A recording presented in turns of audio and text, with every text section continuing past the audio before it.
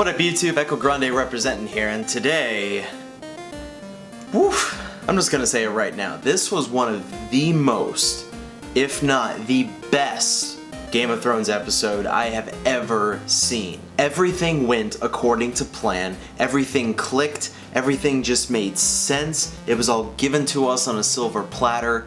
And oh my gosh, that directing. Now I know you know that we want to get to the good stuff, so of course I'm going to, but let me summarize a little bit before leading up to the good stuff. First off, can we give a little round of applause for the marine scenes? I mean, granted the writing was a little bit sloppy, but admit it, you all were excited for the 2 dragons that were imprisoned to break out and for all 3 to just kick ass. This is the first taste that we're getting of Dany's epic, full-on power. Tyrion tries to cover his own butt throughout the whole ordeal, but let's admit it, the marine scenes clicked just as much as we expected them to. They had established a conflict between Tyrion and the slave masters, that conflict rose to a climax, and Dany comes in to provide the falling action. The resolution, however, is a bit of a mystery to me. The only thing I can assume is going to happen now is Dany is finally going to cross the Narrow Sea and invade Westeros. My favorite character throughout the whole marine ordeal has to be Grey Worm, which we'll cover that later. Let's not forget when Theon and Yara arrive in Meereen to warn Dany about their uncle Euron. Not to mention that little relationship blossoming between Dany and Yara.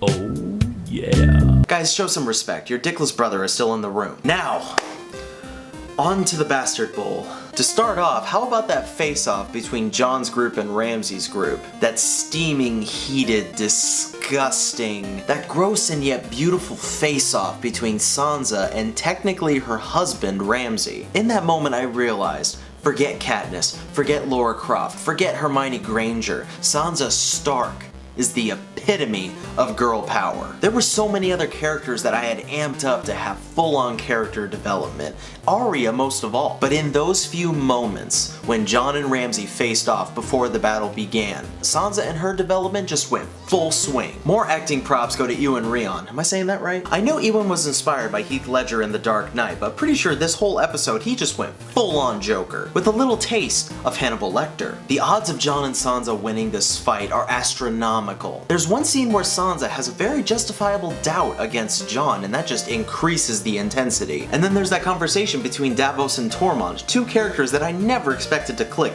as well as they did there. That was some chemistry. Everyone goes to get some well-deserved rest except for Ramsay. I want him dead by the end of this, please. The sun rises and war is on the horizon. Now, I do have one thing to mention before I go into the actual battle itself. It's called the Prometheus School of Running Away from Things. I used to think that characters in movies like Lord of the Rings or Jurassic Park or Aliens were the top of their class from this school. But I can say wholeheartedly that the #1 graduate from the Prometheus School of Running Away from Things is Rickon Stark. Rickon, have you never seen Saving Private Ryan? 28 weeks later.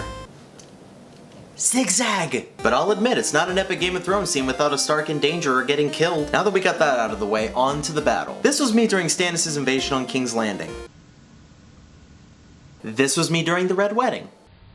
This was me during the Bastard Bowl. Now, to go into specifics, how about that shot of Jon with the cavalry charging right towards him? And then at the last second, his army comes up behind him and the 2 armies collide. I remember watching a behind-the-scenes featurette that they had 50 people and 50 horses on both sides. The most extras, horses, and green screens that they've used in Game of Thrones history. And man was it worth it, the battle was amazing. All the dark and dreary toneness of Game of Thrones with the epic full-on scale of Lord of the Rings. Even a little better.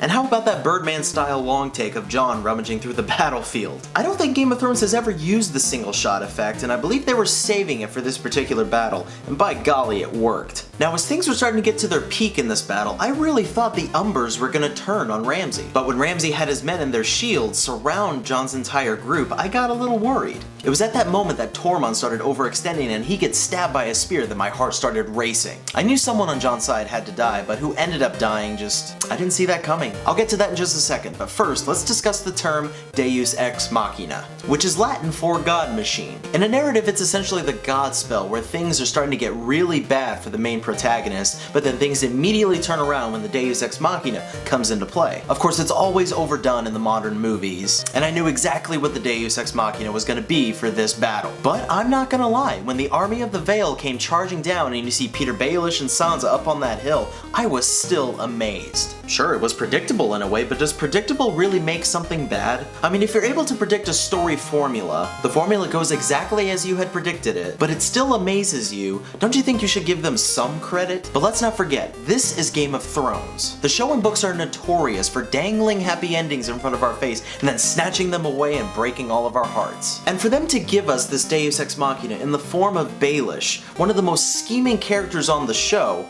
at least he was, with Sansa Snark and the army of the Vale charging in to attack Ramsay's people, guess what? I didn't even bother predicting it, and it was still worthwhile. At that point, as the battle started to wind down, I expected Ramsay to run off like a little chicken and hide behind the walls of Winterfell, which he ends up doing, but what came next, I did not expect. This being the most climactic battle of the season, I knew something or someone had to give. Maybe Ramsay was gonna have a surprise attack and someone on Jon's side was gonna die. I thought maybe Tormund or Davos was gonna kick the bucket, or hell, even Melisandre would come in and sacrifice herself with some blood magic. But no, they had to kill the second most innocent beloved character. Some heroes hold the door, others break him down. Rest in peace, 1-1. There's another thing I want to point out about this beloved giant's death. Hodor's name ends up being short for Hold the Door. This one was a lot more painfully obvious. With Hodor being short for Hold the Door, 1-1 symbolizes the one-on-one ass whooping we're about to see. And boy did they give it to us. Christmas in June, folks. Not only does Jon beat Ramsay to a pulp, not only does Sansa degrade Ramsay's name and everything he ever stood for, not only does Ramsay's plan to starve his dogs turn against him, not only do we get to see said dogs rip Ramsay's jaw off, and his cries for pain, not uncommon for the sadistic SOB, but just sweet enough that we as the audience know that he lost big time. Two more things I want to mention. Well, three. The first and easiest one, Ramsay Snow. Now that that's out of the way, how about that little jest Ramsay had towards the camera when he was talking with Sansa, saying it seems that our time has come to an end, sounding a bit too much like Hannibal Lecter? Admit it, that line was for both Sansa and us as the audience. We put up with that bastard for 4 seasons. We loved hating him, we hated loving him. And for his character to finally meet his match, no, not again. And lastly, how many references can we make with the last 4 or 5 minutes of this episode? First you got the Lion King, how the hyenas turn on Scar. The cute as hell dog that walks up and sniffs Ramsay's face, just like Whoopi Goldberg going, "Friends? I thought that he said we were the enemy." If only Ghost came walking in like Ed, cross-eyed with a menacing little chuckle, and joining Ramsay's little posse to devour their former master. Oh, and how Ramsay gave Sansa doggy style in season 5? Well, in season 6, Sansa gives Ramsay a little doggy style of her own. And calling back to what I said before, how Ewan Rion, am I saying that right? How he was inspired by Heath Ledger's Joker in The Dark Knight. If you remember in The Dark Knight, the gangster called the Chechen goes to the Joker to congratulate him. The Joker turns on him, burns his half of the money, and orders the Chechen's men to cut him up and feed him to his dogs. Just to see how loyal a hungry dog really is. Oh, not a third time.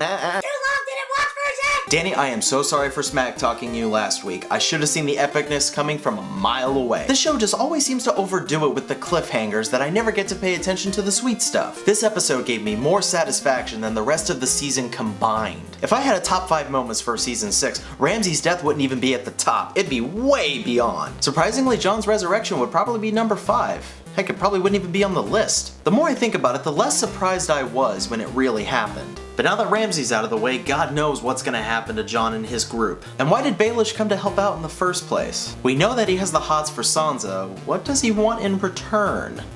As for what they're gonna set up for next season, I have no idea about that either. But perhaps all that horn blowing from Ramsay's army and the army of the Vale could be foreshadowing a certain horn of winter to be blown to knock a certain wall down. Not gonna say which wall exactly, I'll leave that up to your imagination. And kudos back to the battle for Meereen. I did not expect to see those dragons in that much action. Hell, they all look fully grown up, they deserve to be out flying around and kicking ass. Granted it was very quick, but it was a well-deserved climax for the Meereen conflict. Granted the Bastard Bowl was epic all around, but my play of the game goes to Grey Worm for that sick double throat cut. Grey Worm, please don't die before Dany gets to Westeros. We already lost Barristan Selmy, probably about to lose Jorah Mormont. At least have Grey Worm kill a few Lannisters in Kingsguard before he kicks the bucket. Actually, scratch that. I'm not giving George any ideas. I'm actually pretty nervous about next week. They've hyped up a lot this season and they delivered on almost all of it. I don't know what loose ends they're gonna tie up, what ones they're gonna leave open, and ones we may never hear from again. But regardless, I will be there to take you by the hand and walk you through it one last time. Next week we might get a gift that's even sweeter.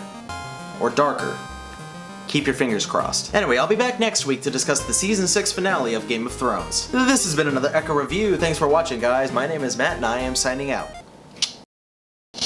Don't click that close button yet while I still got you tuned in. I'd like to thank you all for 100 subscribers. Never thought I'd make much of myself as a content creator, but I'm glad to know that I'm reaching at least some of you. 100 doesn't seem like much, but hey, you gotta start somewhere. All of the mightiest channels out there had to start small, and that's exactly what I'm doing. Granted, most of those subs come from my most viewed video, which is surprisingly... You ready for this? An explanation on Fast and the Furious, how Tokyo Drift, the third movie, takes place after the sixth movie. Yes, you heard that correctly, folks. A 10-minute video of me babbling, like I am now, talking about how one movie released earlier takes place chronologically after movies that were released much later. It's got almost 20,000 views, and amazingly, it's still climbing. Maybe that's what I'm best at, is breaking stuff down and talking about it in front of a camera, but I want EkoGrande to be more. I don't know what that is exactly, I have no idea, but I want to keep the hamster wheel turning. After Game of Thrones ends, I'll still be here talking about your favorite video games, movies, television shows, whatever you want. I'm a culture geek, and I want to express that on EkoGrande. Alright, before I bore you to death, if not already, I'm gonna close out of here. Thanks again for watching, and for 100 subscribers. Stay gold, everyone.